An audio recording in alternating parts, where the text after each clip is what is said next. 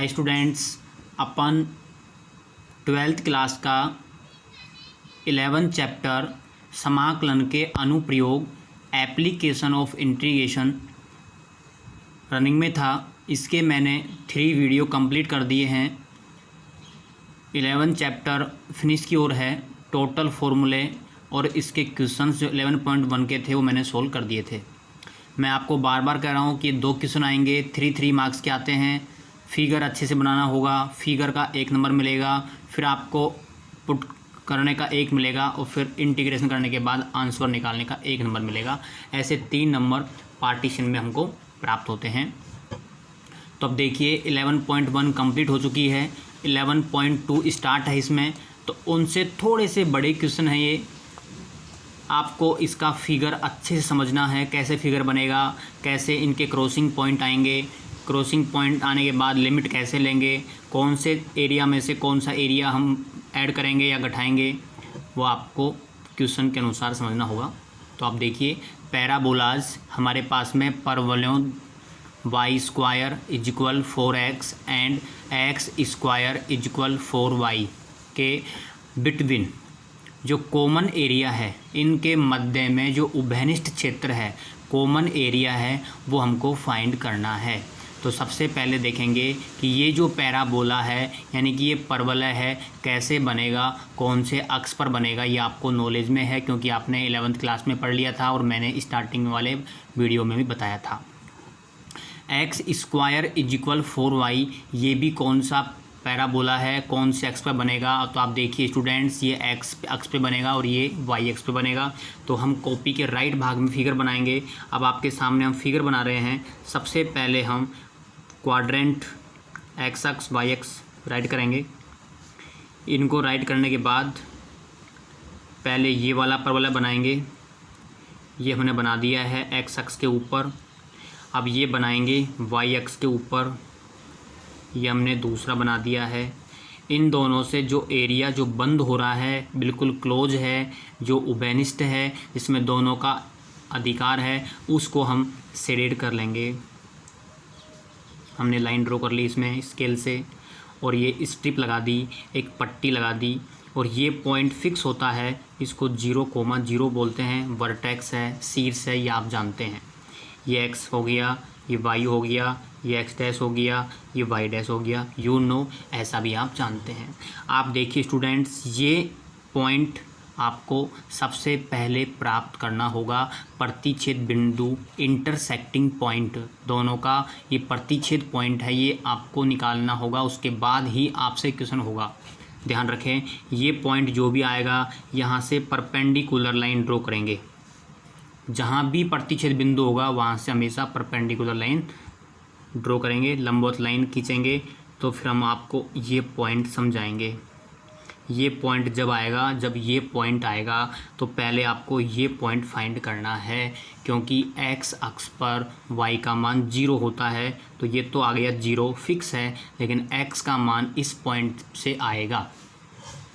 तो आप देखिए सबसे पहले राइट करेंगे हम परवलय। फर्स्ट है आपके सामने y² = 4x, equation number first. दूसरा है x² = 4y, इक्वेशन नंबर 2।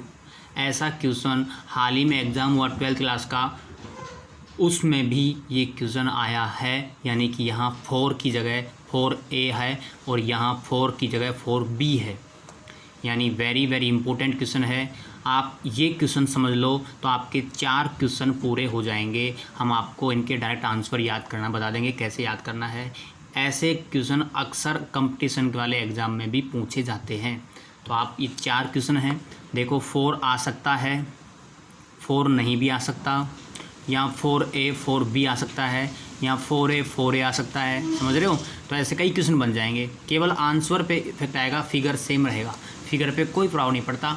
केवल क्रॉसिंग बिंदु, यानी ये बिंदु बदलेगा तो ये बदल जाएगा, ये बदल जाएगा तो लिमिट बदल जाएगी, और लिमिट बदल जाएगी तो आंसर भी बदल जाएगा।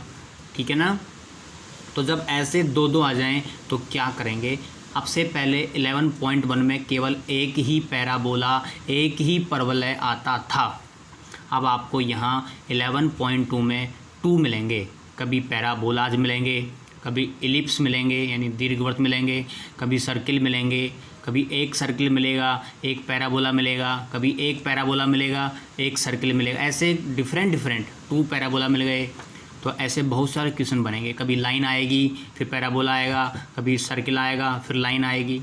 तो ऐसे बहुत सारे क्वेश्चन बनेंगे। वो क्वेश्चन आप जब ही सोल्व कर पाएंगे जब आपको ये मेथड समझ में आएगा कि जब 2 कर्व आ जाएं, 2 कर्व यानी 2 शेप आएँ तो कैसे हल करेंगे।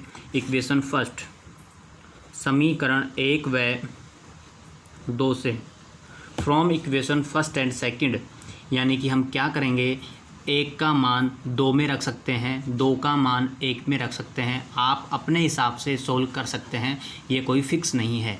यानी हम चाहें तो x का मान निकाल के यहाँ पुट कर दें, हम चाहें तो y का मान यहाँ से निकाल के यहाँ पुट कर दें। हमको तो कौन सा पॉइंट चाहिए, इंटरसेक्टिंग पॉइंट चाहिए, प्रतिच्छेद बिंदु। ये वाला बिंदु निकालने का तरीका मैं आपको बता रहा हूँ। तो हम लोग समीकरण 1 का मान या फिर समीकरण 2 का मान 1 में रख सकते हैं। तो हम देखिए स्टूडेंट्स, y का मान निकालेंगे।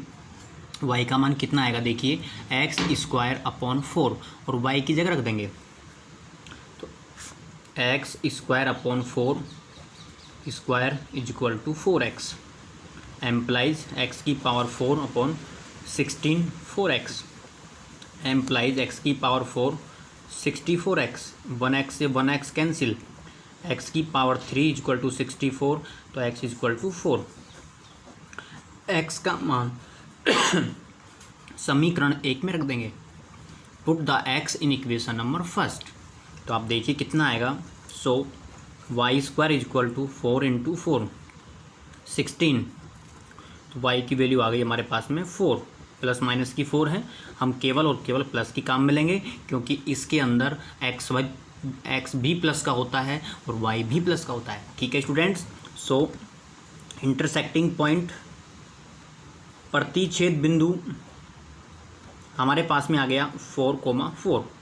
तो ये कैलकुलेशन है, इसमें कोई फॉर्मूला नहीं है, ये आप सेल्फ कर सकते हैं। हमने आपको बताया है कि 1 में 2 का मान या 2 में 1 का मान रख सकते हैं।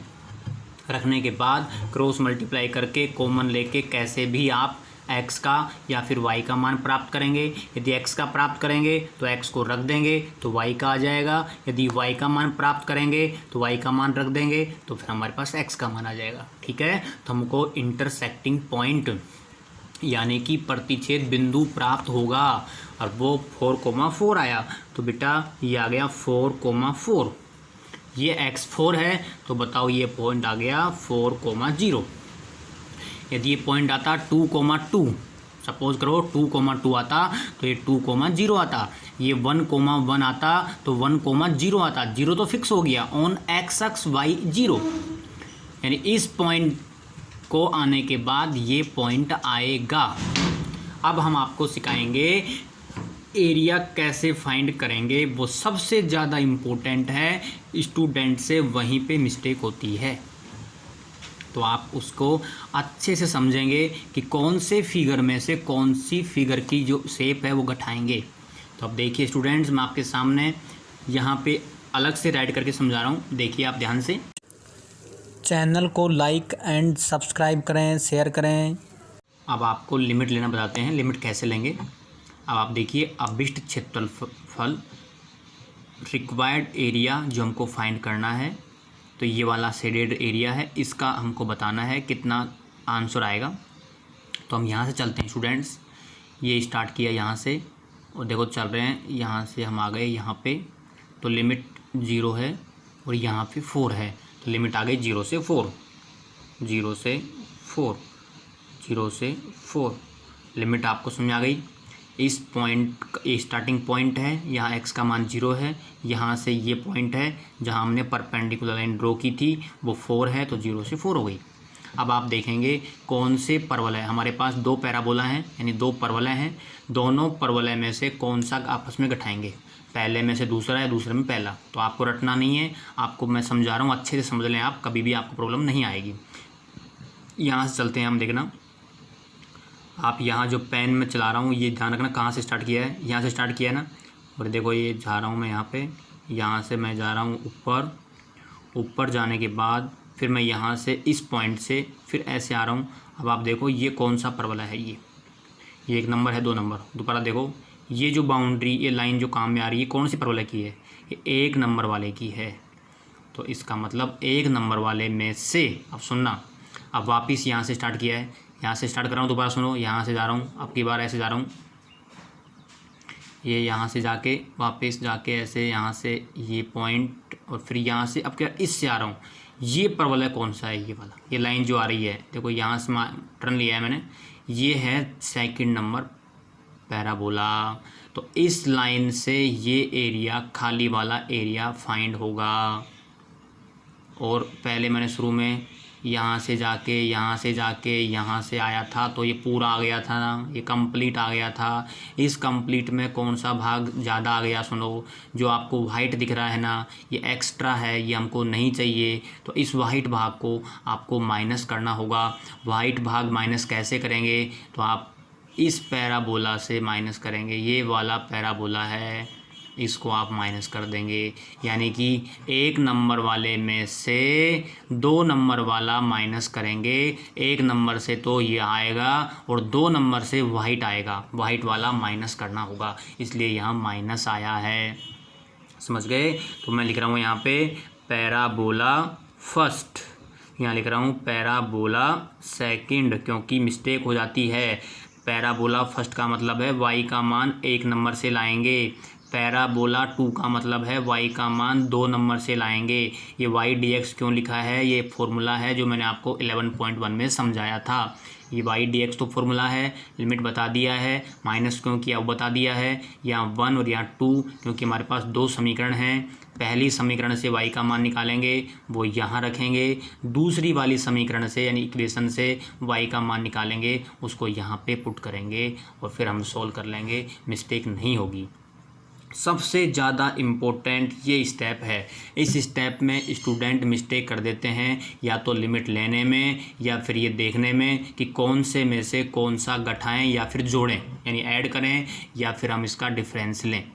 तो आपको ये स्टेप बहुत अच्छे से समझना है। हर क्वेश्चन के अंदर यही इम्पोर्टेंट है, क्योंकि आपको इंटीग्रेशन तो आता है, क्योंकि आपने 9th चैप्टर 10th चैप्टर दोनों चैप्टर इंटीग्रेशन के थे, वेरी वेरी इंपॉर्टेंट चैप्टर थे।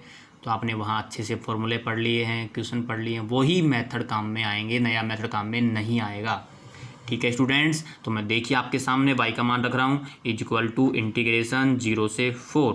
y का मान 1 नंबर से आएगा, y स्क्वायर है 4x, तो y आ गया √4x, यानी कि 2√x dx माइनस इंटीग्रेशन 0 से 4। y का मान 2 नंबर से आएगा, x square upon 4 dx is equal to, अब आप देखो इंटीग्रेशन कर रहा हूँ, 2 बाहर आ गया, ठीक है, ब्रेकेट √x का मतलब x की पावर हाफ, x की पावर हाफ का इंटीग्रेशन होता है x की पावर 3/2 ब्रेकेट 0 से 4 माइनस फिर x की पावर 2 का होता है x की पावर 3/3, और ये हो गया 12 ब्रेकेट लोअर लिमिट और अपर लिमिट। फिर ये 2 जाएगा ऊपर, ये हो गया 4/3 ब्रेकेट अपर लिमिट लिखेंगे 4 की पावर 3/2 माइनस 0, यानी कि upper limit minus lower limit, फिर माइनस ब्रेकेट अपर लिमिट लिखेंगे, तो ये हो गया 64/12 minus lower limit 0 is equal 4/3 multiply 4 की पावर 3/2 का मतलब होता है 4 × 2 यानी 8 माइनस 64/12 इज इक्वल टू, ये हो गया हमारे पास 32/3 माइनस 4 से कैंसिल कर लेंगे इसको, ये हो गया आपके पास 1 और 6 और 4 3 जा 12। एलसीएम लेंगे, एलसीएम आ गया 3, ये हो गया 32 माइनस 16 यानी कि 16/3 स्क्वायर यूनिट वर्ग इकाई।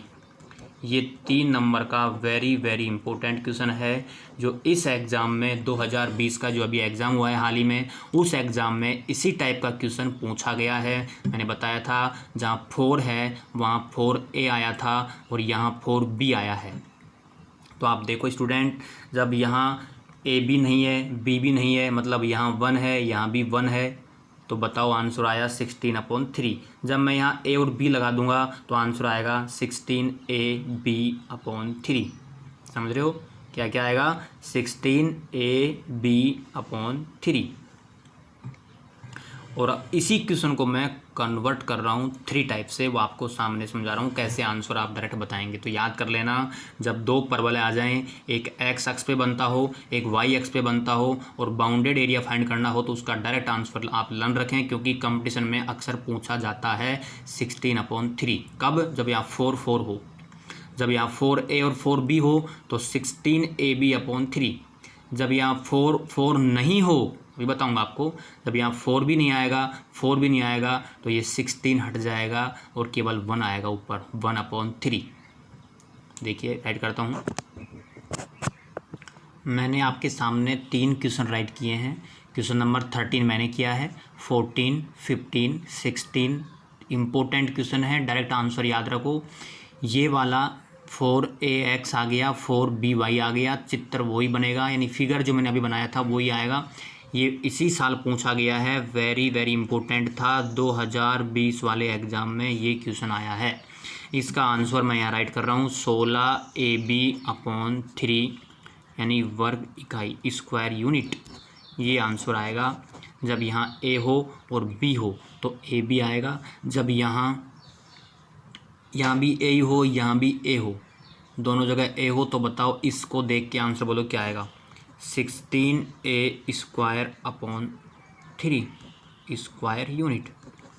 समझ में आ गया होगा, क्योंकि A और B था तो AB आया। जब A और A है तो A² बन गया, क्योंकि हमने B की जगह भी A लिख दिया, तो A × A क्या हो गया? A² हो गया।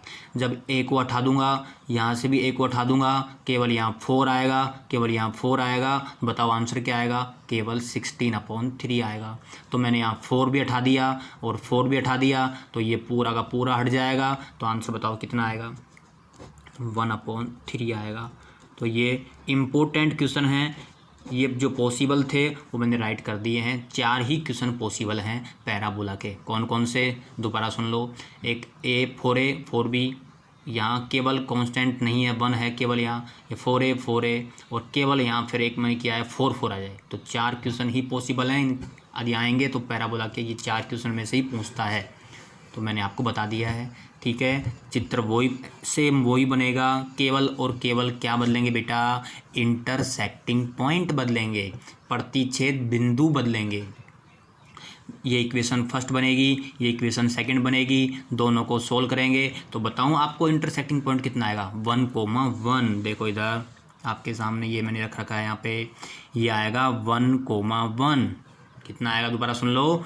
जब आप 1 और 2 को सोल्व करेंगे, 1 की वैल्यू 2 में, 2 की वैल्यू 1 में, कैसे भी आप पुट कर सकते हैं।